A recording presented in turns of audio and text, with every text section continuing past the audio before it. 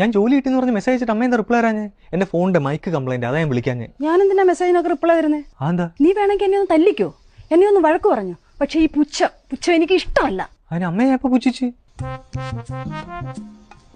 എനിക്ക് ജോലി കിട്ടി, അമ്മ കുറെ നാളായി കഷ്ടപ്പെടുവല്ലയോ, ഇനി വീട്ടിലിരുന്നാ മതി. ഇനി ഞാൻ വീട്ടിന് വെളിയിലോട്ട് ഇറങ്ങരുത്. എവിടെങ്കിലും പോണമെങ്കിൽ തമ്പുരാന്റെ അനുവാദം ചോദിക്കണം. അപ്പൊ എന്നെ ഇനി ഇതിനകത്തങ്ങ് അടച്ചിടണം. അയ്യോ അമ്മ, അങ്ങനല്ല. എനിക്ക് ജോലി കിട്ടി, അമ്മ കുറെ നാളായിട്ട് കഷ്ടപ്പെടുവല്ലേ, ഇനി വീട്ടിൽ ഇരുന്നാ മതി എന്ന് ഭയങ്കര പോസിറ്റീവായിട്ടാണ് ഞാൻ പറഞ്ഞത്. പുച്ഛിച്ചതല്ല, പുണ്യം, ആ ഒരു പുണ്യം വൈബ് പിടിച്ചതാ, പുണ്യം. കാണ്, എനിക്ക് 5 അക്ക ശമ്പളമാണ്, അമ്മയ്ക്ക് സമാധാനമായല്ലോ.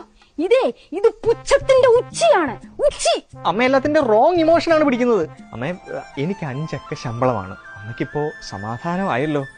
പുണ്യം മാത്രമേ ഉള്ളമ്മേ, പുണ്യം. ഇത് പുണ്യമല്ല, പുച്ഛമാണ്.